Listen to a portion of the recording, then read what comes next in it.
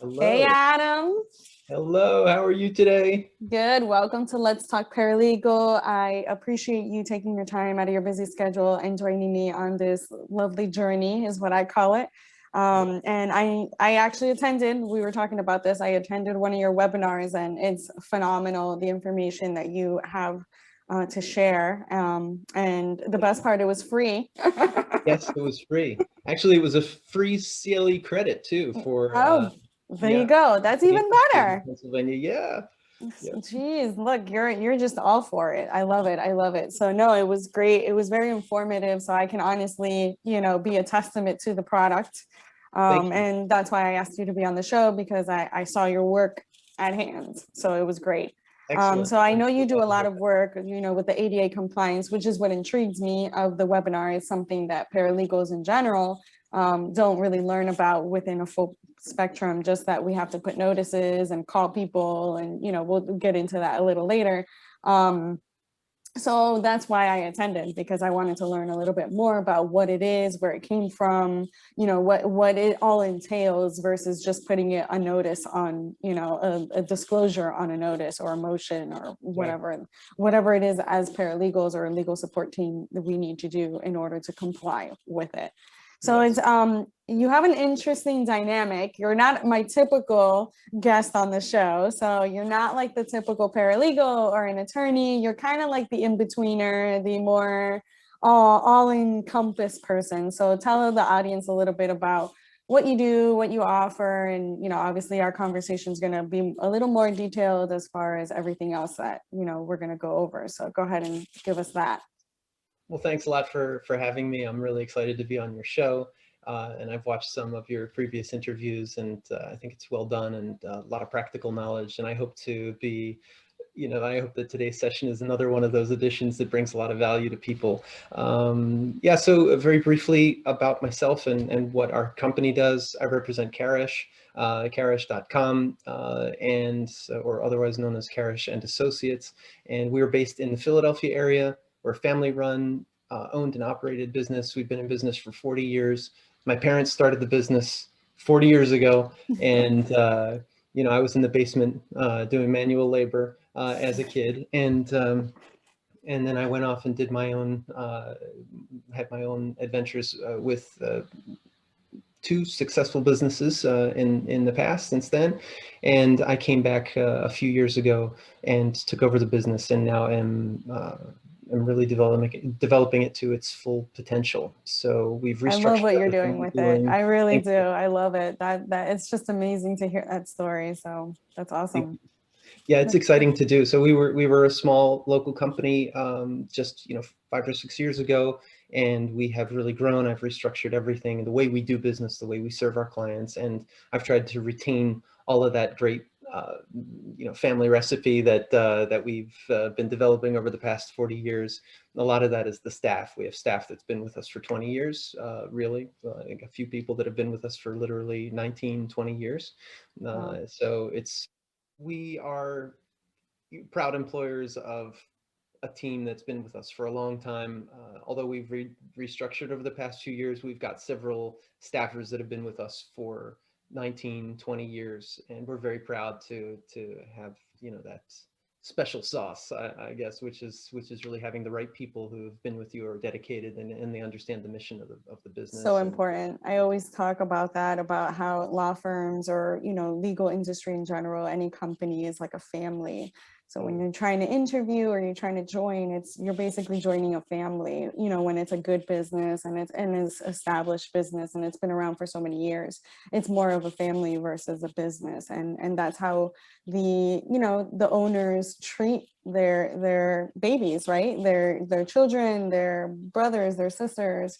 So and I love that you say that, because you're kind of solidifying that, train of thought for me. And I always say that to my paralegals that I coach, that it's important, because especially during the interview process, I understand that it gets a little frustrating, and they get a little discouraged, but at the end of the day, once you look at it that way, maybe your approach will be a little different, Yeah, yeah, I think so. It's important. It's of important, especially course. when I look at what we're doing compared to kind of the other players in the market, I noticed that either the other competing firms, I guess, that we work together with, shoulder to shoulder with in the business, are either huge corporates, and they're in all 50 states, and you are just a number. You are really just a number to them. They'll give you a customer success representative or something who might change a year from now or 6 months from now, but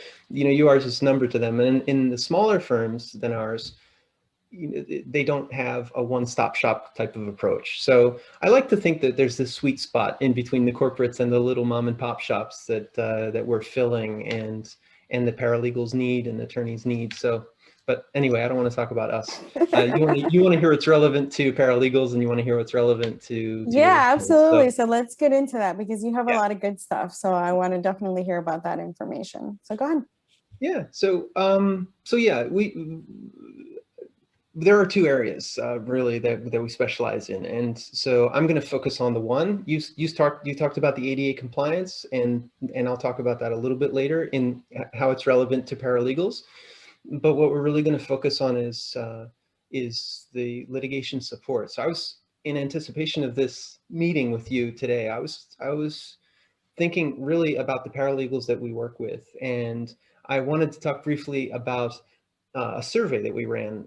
We sent out a survey to 300 paralegals that we work with regularly. Not all the paralegals, but the ones that we work with on a regular basis. And we got lots of great feedback. And what we were trying to understand was if we're right that our assumptions of what are the real pain points for paralegals, like what keeps them awake at night. And we got a lot of really good feedback. And what I found most exciting about the feedback was it was consistent.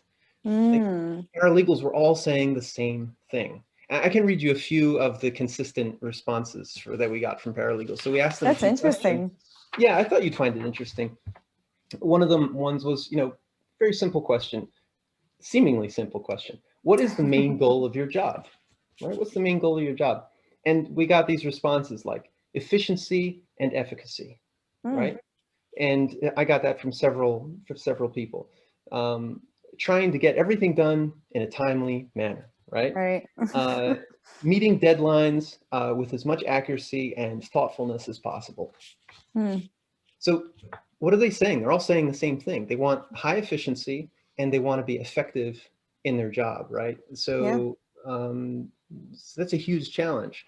And then we asked them, one of the other questions is, what would you describe as your biggest problem in your job, in getting in reaching your goals, And we heard back from them communication. We heard back from them being spread too thin was one of the quotes that I got. Not enough time or help, right? So these are really great comments and really relevant, I think, to our discussion Yeah, today. and it is the struggle. It really is. I do a lot of coaching, and I became more of a mindset coach than anything, because it's a lot to do with your mindset, what's happening at home versus what's happening at work. And then now with this new dynamic that some of the worlds are colliding, right? You're no longer separated from your personal, and it's colliding with your professional. So that's also an added stress that a lot of my, paralegals are going through and struggling with, especially moms of little toddlers that can't either afford or have the option to send them to daycare, so. Totally. I'm totally empathetic to that. I get it. I myself am a father of 3. And so my wife deals with that. I deal with that every day. How to balance the kids and the responsibilities at home, and COVID-19 restrictions, et cetera, et cetera. So it is a real nightmare. I'm finding that the paralegals we speak to, they feel that the COVID restrictions over the past year have just emphasized the fact that they don't really have the support that they need a lot of times to get the job done. And what's really unique about paralegals is they're all really one type of person. They're people who are perfectionists. They're people who like to work hard. They love their job, right?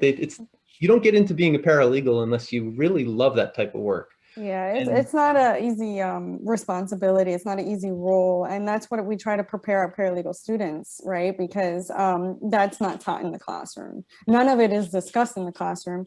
primarily because most of these classes are being taught by attorneys, and nothing wrong with attorneys. I love my attorneys. I love my clients that are attorneys. And I work with an amazing, I have several attorneys that I work with on a day-to-day basis. And, I'm very picky of who I work with just because I want that mission to be aligned. But, so I'm very blessed to work with really amazing, passionate, kind of, similar mindset, attorneys. And most of them happen to be female, not by choice, just by the universe. And so it was very relevant, right? Because like you said, it's really important to teach these up and coming paralegals what to expect, because I was just having this conversation with my mom, oddly enough, this morning about how the medical schools don't prepare you for practicing medicine, and law school doesn't prepare you for practice. And I'm like, well, yeah, that's why it's called a law practice or a medical practice, because they're literally practicing what they've learned as a foundational basis during these, high-end 4-10-year programs. So. Totally.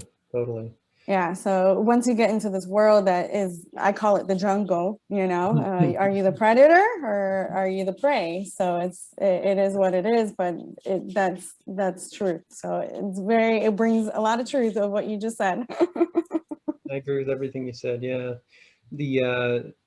Another thing that I find happens, this kind of interesting dynamic, is that attorneys are not trained. You were talking about training. Attorneys are often not trained or never trained to be technically savvy.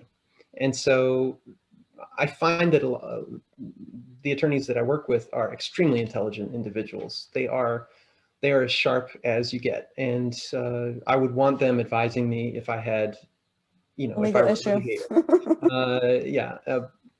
Thankfully, I don't. But yes. Let's keep it that way. Let's keep it that way. But they're not tech savvy. So, or many of them are not tech savvy. Some are. And so what I think happens is that oftentimes lands on the paralegal again, right? So what's relevant to the paralegal in this discussion? It's the fact that they have to help their bosses with problems that their bosses are having, and their bosses have to do what they're good at and what they're getting paid, $500, $600, $700 an hour for, and not tech support. And then the paralegal winds up thinking, well, I'm not trained for this either, right? But she goes out and she solves the problem, right? Because that's what you're all about. That's what we do. We're problem solvers. What you do, you're solving the problem. So that kind of as a segue into one of the things I wanted to talk with you about today that I thought you might find interesting, is kind of my view on the paralegals world, the paralegals I observe at least, and where there's what I was calling synergies before we talked about briefly. No, I loved it. So go ahead. Yeah, I think, well, it might be relevant. I'm learning here too, guys, just by the way, I'm just listening in. We all are. So when you think about what a paralegal does, right, while they're trying to balance, spin all these plates at the same time, you're thinking, well, if I were to break it down, they kind of do 5 different things, right? They do research, which they're often excellent at. They do research that their bosses don't have time to do, and that an ALA is not trained to do, or a secretary is definitely not trained to do. And so it's really something only they can do. And they can have a little bit of support by other professionals, but really that's what they're trained to do, and that's where their added value is. And then you've got writing, right? They're writing, preparing legal documentation. They're doing all different sorts of prep work, and that's what they should be also very good at. Right. So they're eloquent. They know the right vocabulary, and only they can do that job as well as they can do it, right? So that you've got that, and then you've got all of these other things. You've got all the other things. Surprise! So, right. This is where it gets fun, right? Where a paralegal says, "Is this what I was going to do? Why am I doing it?" Right? And some of it a paralegal wants to do and should be doing because it's their responsibility, and some of it lands on their plate or on their desk, and it eats up time.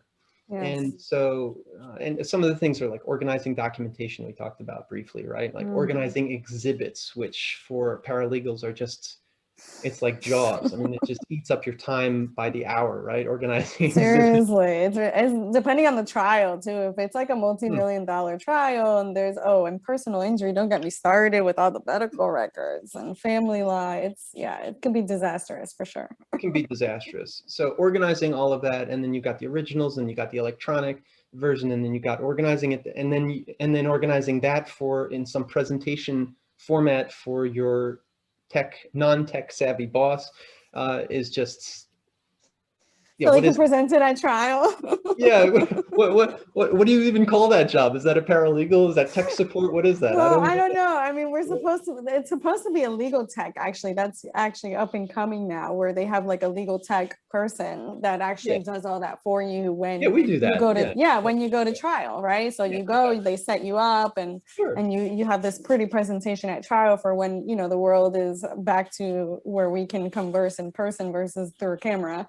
You know, where they can Exactly. actually go to the courthouse and connect all the technology, whatever. And that's another, you know, added bonus that we have is that the courthouses sometimes don't have the correct outlets or, you know, screen. So like we're ending up bringing like a production, basically. It looks like we're about to film a movie or something because we're Totally. bringing in like projectors and we're bringing in, you know, laptops that connect to this big screen so that the jury can look at it. And you know, and then we're finding ourselves, you know, kind of changing the language, right? Because these are lay people. They're not going to understand legalese. They're not going to understand medicine if they're not in medicine. So you have to put it in a way where the jury can actually understand what you're saying, because you can't just be telling them what the medical records say or what the damages are. They don't know what any of that is, right? Because they're just ever, you know, nothing against the general public, but they're just not trained in that type of language. So,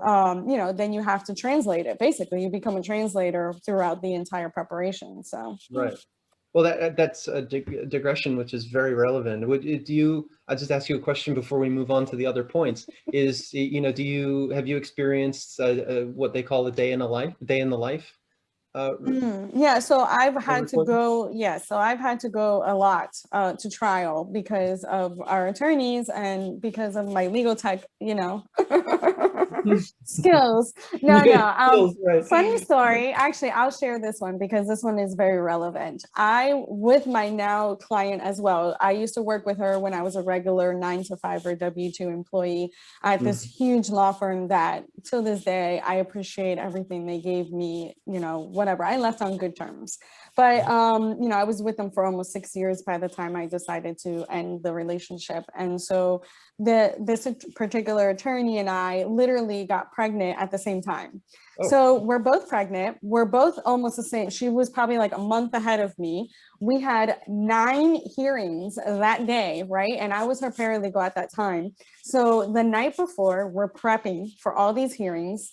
And we're trying to figure out how we're going to manage all of this, right? Because I can't go to the podium and present the hearing because I'm not an attorney. So I'm like literally prepping her how to actually present everything. And it was just, you know, it was a long night for both of us and we were hungry because we were pregnant. So, we did everything we had to do. We got everything done. We got that pretty little roller box, right? With all the paperwork and the files and weighed like 100 pounds for us anyway. And we're not supposed to be lifting anything over 10 pounds. So that was another struggle we had, right? So we're like, okay, so maybe if we both lift up the box and this and that, and it was both of our first pregnancies. So we're like trying to figure all this out. Yeah, it was a madhouse. And so that was our day, and we have to get there early because it was what's called a motion calendar, which is first come, first serve. So, you know, like getting on the list. So we're like going into this and crazy courthouse, right? Because it was packed. And we have to get there literally at the break of dawn, like at 5 o'clock in the morning or something ridiculous. And so, because the calendar starts at 7. So we're coming in, we're both pregnant. We don't know where to park because everywhere is full. So we had to park at the garage, which is like a half a mile away from the courthouse. So we're walking with this big roller box. Like this is literally our life right now. And we're like running, right? In our heels and suits because we got to be pregnant, but we got to look good, right? So we're running into the courthouse, and the judge literally sees us like coming in all like sweaty and like, you know, nasty. So we're like in the bathroom, like patting ourselves, you know, we're trying to make ourselves look presentable. And I get there, and literally like after the, I think, third or fourth hearing of ours, for our firm, the judge says, you know, next time you should bring more help. And my attorney, mind you, she has like hormones and stuff, and she has like a chip on her shoulder, like, no, we got this. I got the best paralegal ever. And I was like, yeah. Here I am, like 4 months pregnant. And I'm like, yeah, you know, like we got this. I was like, oh yeah. And that has to be on record somewhere, because she actually said that at the podium. So I was like, oh man, I wish I could get that record, because That's it was beautiful. so amazing to get that recognition, because sometimes we work our butts off and we never get that recognition, you know, and we Exactly. never get that thank you, or we never get that appreciation of our hard work. So that moment for me was like, okay, the long night, the starving morning, you know, we barely had coffee, the craziness of those last 2 days really paid off when she said that. She's like, no, because I have the best paralegal. I'm like, yes. All right. Sure, one for That's us. a great story. I know, I love that. And I still work with her today, so it's awesome. Oh, man. But go ahead. We digressed a little bit, but go ahead. Oh, a little bit, little digression. Just a little So bit. yeah, well, that's this day in the life recordings. You know, that does a lot of work for you. And during trials or depositions, you know, you don't have to carry everything around. You can use Trial Director, which we supply, you know, and train you in, and we can upload all the documents for you. So in the future, all you have to do is let us Mind you, know. guys, this was like over 7 years ago, but yeah. Oh, yeah, okay, well, so you just call, we come and we pick up the boxes, we scan everything in for you, we set it up in Trial Director or some other software, and then we just give you an access code. Wouldn't that be a little bit easier? Oh my God, that would be amazing. Hello. Yeah. Ah, legal technology at its finest. It's all fairly simple. It's just doing the grunt work of just taking that paper and turning it into an electronic presentation for Yeah. you, and then giving it the right number system, and giving you access to it, and then listening to you give us orders as to what, you know, what you need. And the tech Exactly. support is part of that. So I it's love really it. like, yeah, so that leads me into, you know, back to, from my digression, back into the 5 points I was talking about, right? Research, Okay. writing, organizing documentation, which is a great example, right? Obviously. Or the organizing exhibits and note taking, and then Right. scheduling, which all paralegals love. No, we don't. Oh, come on. When you're doing legal research, you're thinking, well, I'd really prefer to be scheduling right now. Yeah, no. Not at all. I'm a nerd. I love legal research. I literally I have access to LexisNexis, Westlaw, like you name it. I have all access to everything because Sure. I love using all the different platforms. That is my jam. I'm that nerd. You're that nerd. You're that I nerd. am. I've met a lot of paralegals just like you. So they don't love the personal interaction as much as you do. Like I can see that you like to interact Oh with yeah, people. no, I love my clients, and my clients are diverse, right? So I have paralegals, I have laypersons that just need help with drafting, you know, Mm, obviously within that line, no legal advice, but and then I have my attorneys. So it's, you have to be that person kind of, because you have to be kind of at all different levels in order to have that dynamic of clients. So well, yeah, I guess you're speaking to one type of paralegal, whereas yeah, I work with a whole bunch of bunch of different them. types of paralegals, right? So I was thinking of a couple paralegals that I work with that are, you know, they work in larger law firms. Mhm. And so they're servicing several attorneys at the same time.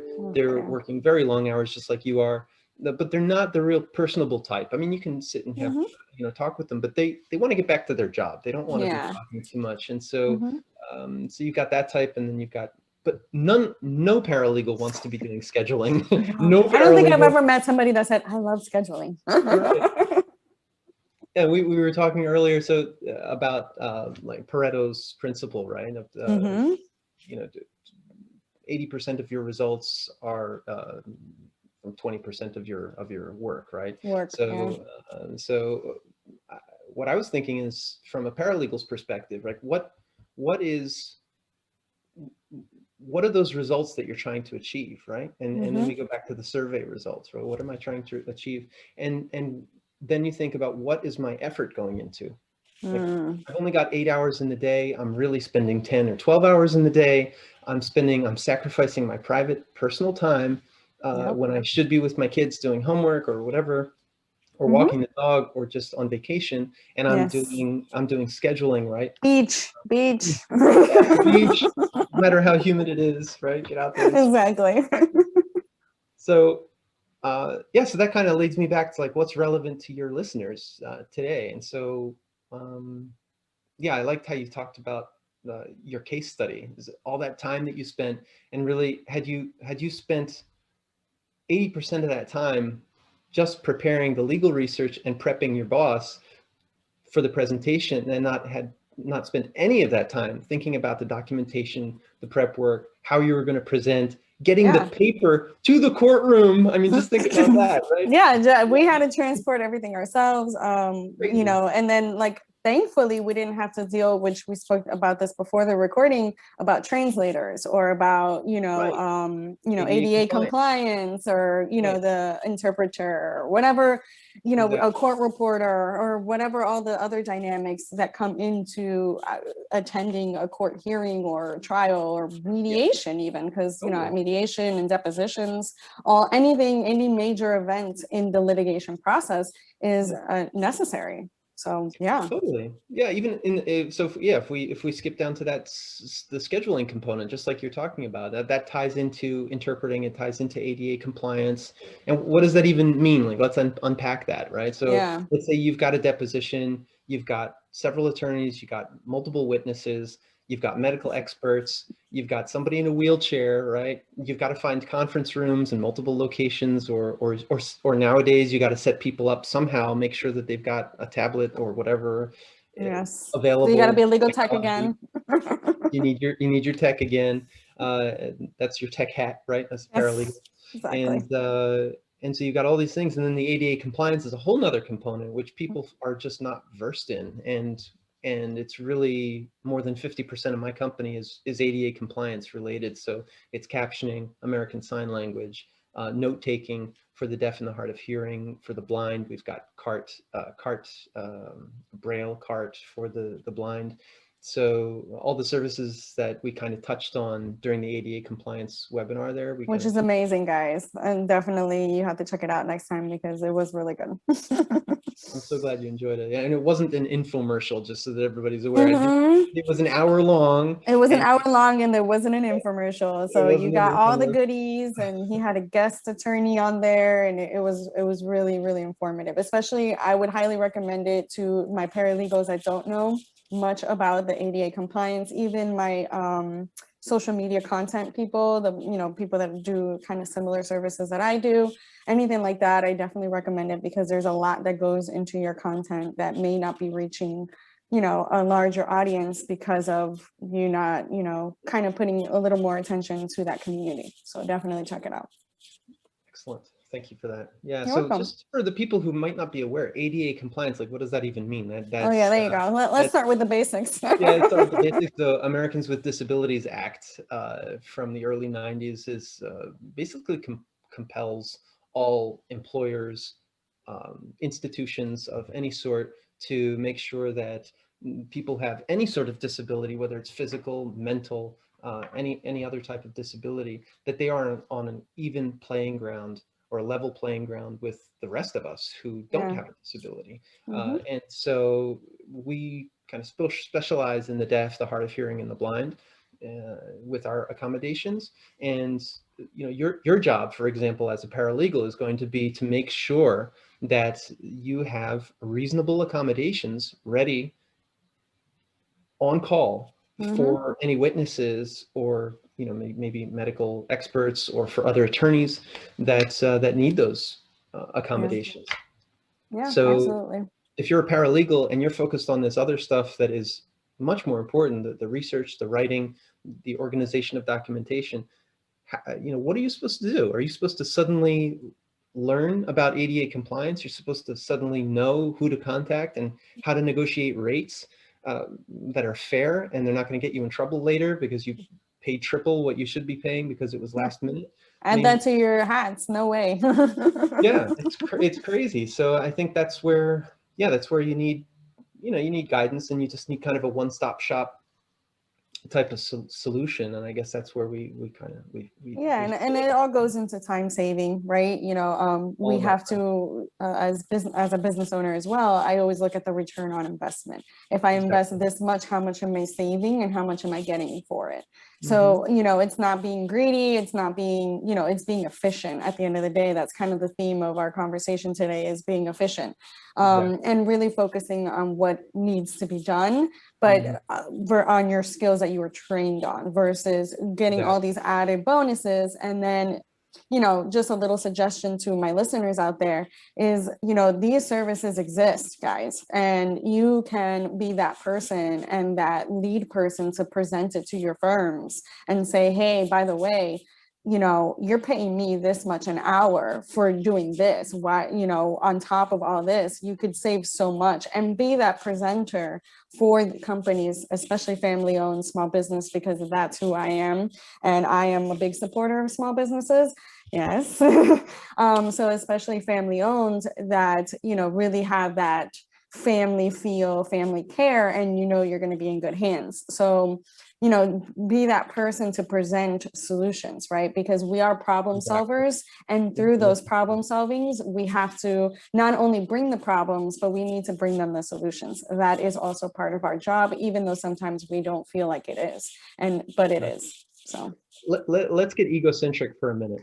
Oh goodness. Let's pat ourselves on the back for a minute. So you talked about something earlier, which I thought was important, but nobody really wants to talk about, and it's being appreciated.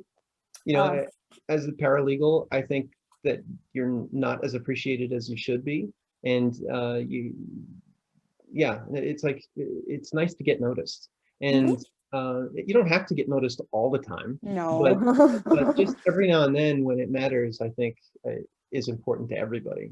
It's important to your boss. It's important to you. It's important. Yeah, like for a long time, now that you said that, paralegals used to have to celebrate their day during administrative day.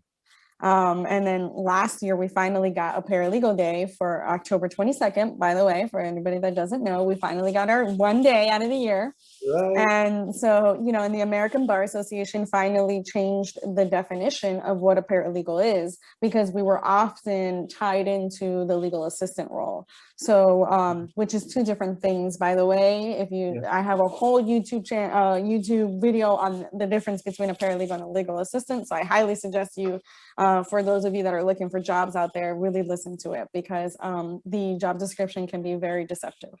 So the American Bar Association finally realized that a paralegal is not a legal assistant, and that a legal assistant is not a paralegal. So, finally getting that recognition by the governing organizations was really nice, and really appreciated as well. So we're getting there. We're making our moves. The pandemic helped us out, really highlight what the paralegal role was. And I think we got the attention of a lot of people, and a lot of paralegals went freelance and, decided to start doing this on their own because of that, because they were done with the deceptiveness and the abuse, whatever you want to call it, whatever you want to label it. Or you've done it's kind of like, I always say, when you're a full-time paralegal, you've done your service. You've already served in the military, get your pension and go up on your own eventually, if that's what you want to do. But yeah, it's a different dynamic, of course, right? And it's not for everyone. So I always warn people that I'm like, are you sure you want to get into this? Because it's not easy. It's not an easy thing to do. So yeah, for sure. But I love that you highlighted all of that for us, because it's nice to see it from an outsider's point of view. We usually see this through colleagues, we start complaining about it and nobody really does anything. So this is kind of like the point of this podcast, is to kind of highlight these issues and let them know, hey, you're not alone. Other people are noticing, and other organizations are making moves. So it's not, your efforts are not being going unseen. So exactly. Exactly. I love it. I love it. I love it. That's awesome. I got a question for you. Sure. I'm going to put you on the spot here, but oh goodness. Oh goodness. But we're preparing this sequence or series of quizzes that we Okay. thought would be interesting to paralegals, Okay. and we're going to try, we're going to break it into 2 phases. And I thought Okay. maybe you and maybe some of your listeners would be interested in helping us experiment with it. So Oh, for sure. I love doing yeah, that. I love you love doing, doing quizzes?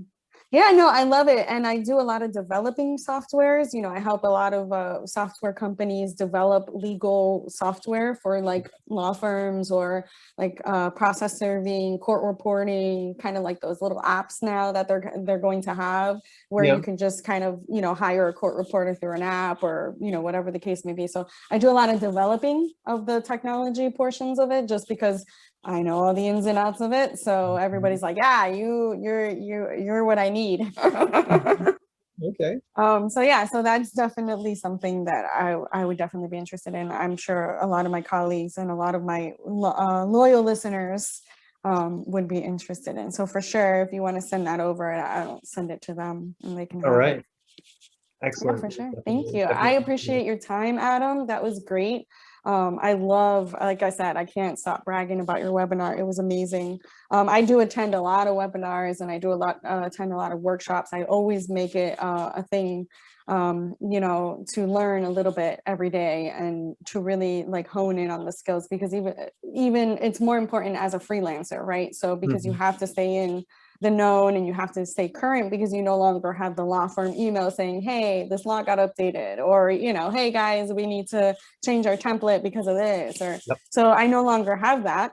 So I have to be that person and I'm always attending these. So trust me, I've attended a lot that I've been very disappointed. Mhm. Well, I'm glad we could raise the bar a little bit. Yeah, because I'm like, really? And some I paid for, so it's not, yeah, it wasn't very nice, but it is what it is, you know, everybody has their thing. Yeah. Like I said, you could be a peach, not everybody likes peaches, you know. Mhm. But yeah, so thank you. I appreciate you for coming by and talking about all this goodness that I'm sure my audience will truly appreciate and probably take notes. Really? Okay. Well, they can Yes. reach out to me too. I'm happy to talk to anybody. I like to think that I'm approachable, so don't Yeah. Yes, he don't is. He's hesitate. approachable, guys. Yeah, just send me an email or give me a telephone call, and ask me if you have any questions. I'd be glad to talk Awesome. further, Well, or you just heard get to know that. you. You know. We'll Yeah. put your link down below in the description so they can find you and connect with you for sure. So Excellent. Well, that's thank you that's so much for inviting me today. It was really great, and awesome. yeah, I love your show, and I've watched Thank you. several of your interviews with other guests, and I was excited. Yay. So you're That's doing it. exciting. Yeah. Awesome. Thank you, Adam. I appreciate it.